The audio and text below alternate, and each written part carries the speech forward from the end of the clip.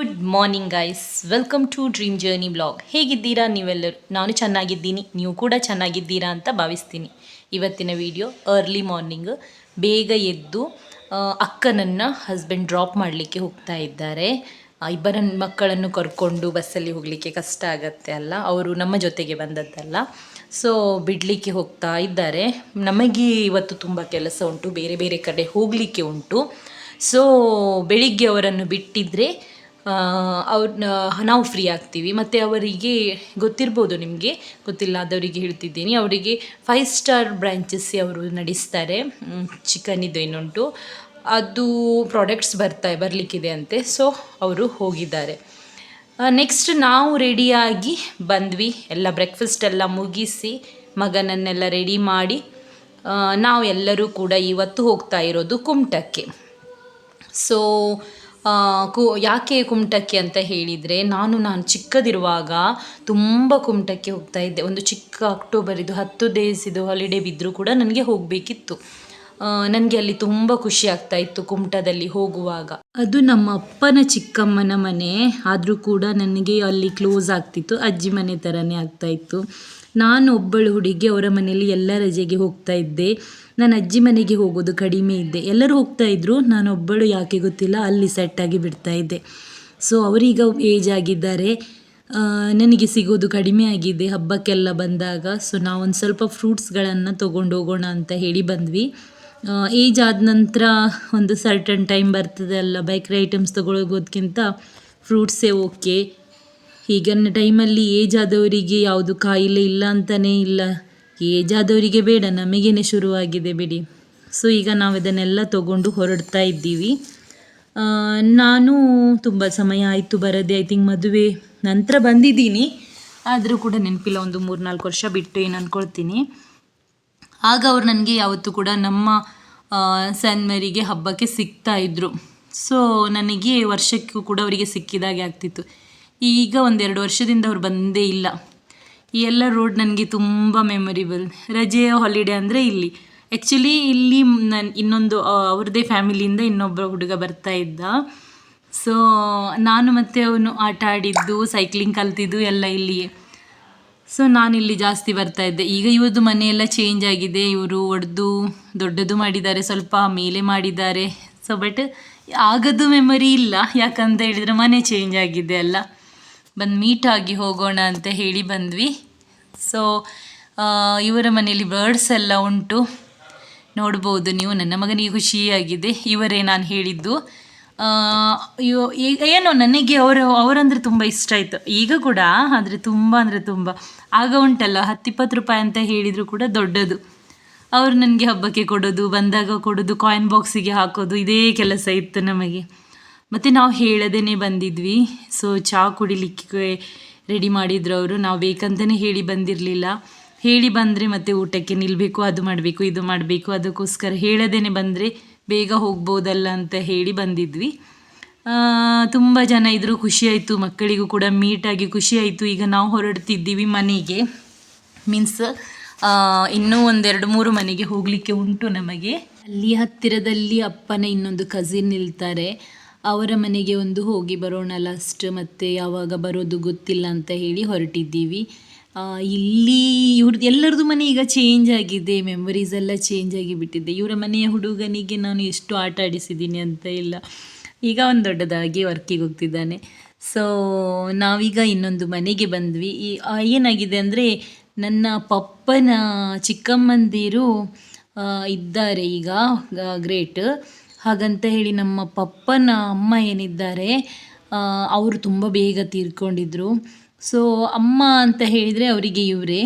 ಮತ್ತು ಅವರ ಅಮ್ಮ ತುಂಬ ಸಮಯ ತನಕ ಇದ್ದರು. ಇಲ್ಲಿ ಕೂಡ ಬಂದ್ವಿ. ಇಲ್ಲಿ ಬಂದಾಗ ಇನ್ನೊಂದು ಅಪ್ಪನ ಚಿಕ್ಕಮ್ಮ ಇದ್ದಾರೆ, ಅವರು ತುಂಬ ಸಮಯದಿಂದ ಬೆಡ್ ರೆಡಲ್ಲಿದ್ದಾರೆ. ಅಂದರೆ ನಡಿಲಿಕ್ಕೆಲ್ಲ ಅವರಿಗೆ ಕಷ್ಟ ಆಗುತ್ತೆ. ನಾನು ವೀಡಿಯೋ ಮಾಡಿಲ್ಲ, ನನಗೆ ಬೇಡ ಅಂತ ಅನಿಸಿತು.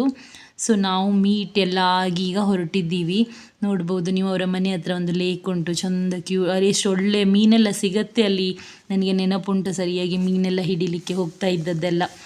ಮತ್ತು ಈಗ ನಾವು ಹೊರಟಿದ್ದೀವಿ ಮನೆಗೆ. ಇವತ್ತು ಜಾಸ್ತಿ ಏನು ಮಾಡಿಲ್ಲ, ನಾವು ಸಂಜೆ ಮಾಡೋದು, ಏನಾದರೂ ಬೀಚಿಗೆಲ್ಲ ಹೋಗೋದು ಅಂತ ಅಂದ್ಕೊಂಡಿದ್ವಿ.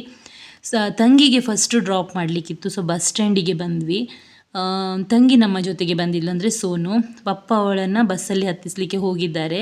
ಮಗುವನ್ನು ಇಟ್ಕೊಂಡು ಬ್ಯಾಗ್ ಹತ್ತಿಸ್ಲಿಕ್ಕೆ ಕಷ್ಟ ಆಗತ್ತೆ ಅಲ್ಲ. ಅವಳು ನಿಂತಿಲ್ಲ. ಅವ್ರದ್ದು ನಿಮಗೆ ಗೊತ್ತಿರ್ಬೋದು, ಅವಳು ಮನೆ ಕಟ್ತಾನೂ ಇದ್ದಾಳೆ, ಮತ್ತು ಅವಳಿಗೊಂದು ಫಂಕ್ಷನಿಗೆ ಕೂಡ ಹೋಗಿ ರೀಚ್ ಆಗಲೇಬೇಕಿತ್ತು. ಸೊ ಅವಳು ಜಾಸ್ತಿ ನಿಲ್ಲಿಕ್ಕೆ ಈಗ ಆಗಲ್ಲ. ಅದಕ್ಕೋಸ್ಕರ ಅವಳು ವೀಡಿಯೋಸ್ ಕೂಡ ಮಾಡ್ತಾನೇ ಇಲ್ಲ. ಕಷ್ಟ ಆಗುತ್ತೆ ಅವಳಿಗೆ, ಮಗು, ಮನೆ ಕೆಲಸದವರಿಗೆಲ್ಲ ಊಟಕ್ಕೆ ಅದು ಇದಕ್ಕೆ ಅಂತ ಹೇಳಿ.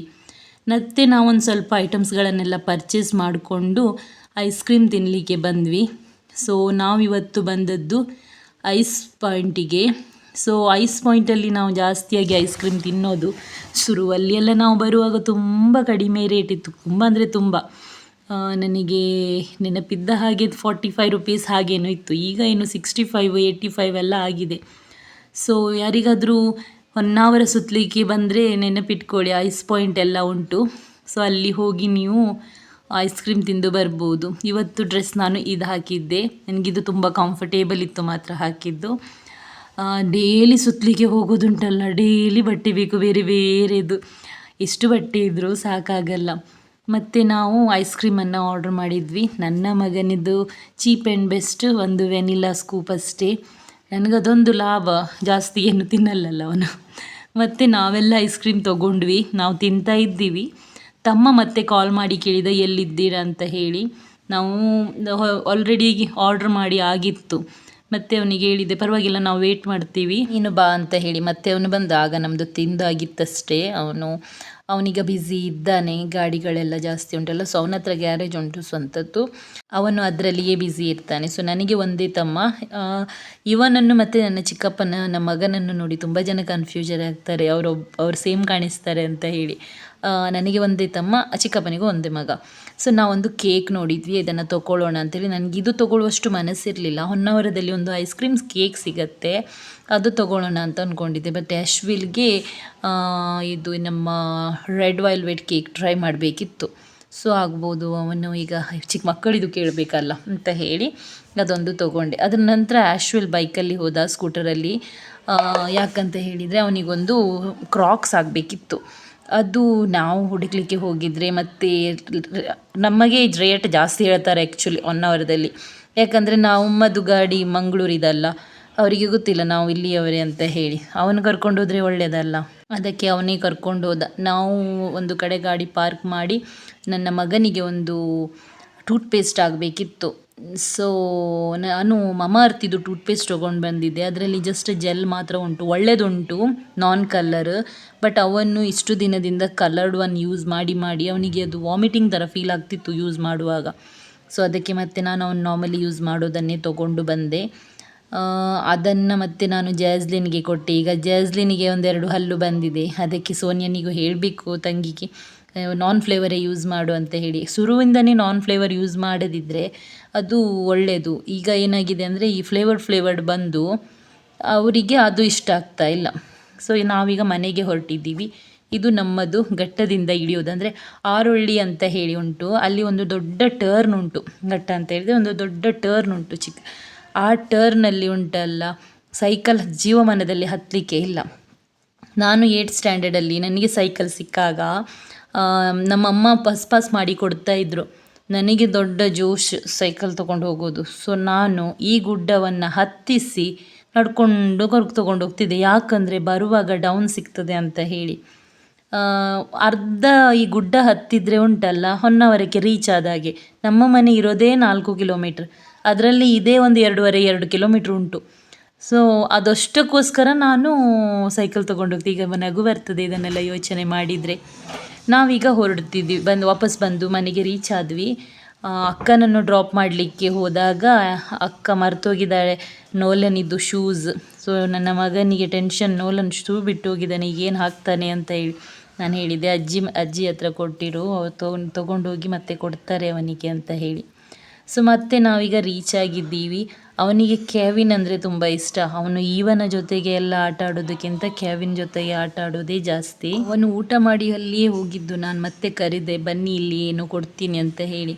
ಸೊ ಇಬ್ಬರು ಬಂದಿದ್ದಾರೆ. ಈಗ ಅದು ಐಸ್ ಕ್ರೀಮ್ ತಂದಿದ್ವಲ್ಲ, ರೆಡ್ ವೆಲ್ವೆಟ್ ಇದು ಅದು ಅವ್ರ ಹತ್ರನೇ ಕಟ್ ಮಾಡಿಸೋಣ ಮಕ್ಕಳ ಹತ್ರ ಅಂತ ಹೇಳಿ ಅವರನ್ನು ಕರೆದೆ.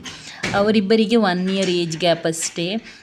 ಕೆವಿನ್ 1 ಇಯರ್ಸ್ ಚಿಕ್ಕವನು, ಮಾತ್ರ ನೋಡಲಿಕ್ಕೆ ಇಬ್ಬರು ಸೇಮ್ ಕಾಣಿಸ್ತಾರೆ. ಕೆವಿನ್ ಒಳ್ಳೆ ಹೈಟ್ ಇದ್ದಾನೆ. ಕೇಕ್ ನಾವು ತಂದದ್ದು ಒಂದು ಅರ್ಧ kg ಅಷ್ಟೇ. ತುಂಬ ಈಗ ಹೋಗಲಿಕ್ಕೆ ಉಂಟಲ್ಲ ಮುಂದೆ ಎಲ್ಲ ಕಡೆ ಐಸ್ ಕ್ರೀಮ್ ಅದು ಇದು ಅಂತ ಹೇಳಿದರೆ ಅವರು ಮಕ್ಕಳಿದು ಹೇಳಲಿಕ್ಕಾಗಲ್ಲ, ಹೊಟ್ಟೆ ನೋವು ಅದು ಇದು ಬರಲಿಕ್ಕೆ ಚಾನ್ಸಸ್ ಉಂಟು ಅಂತ ಹೇಳಿ ನಾವು ಅರ್ಧ kg ತಂದದ್ದು.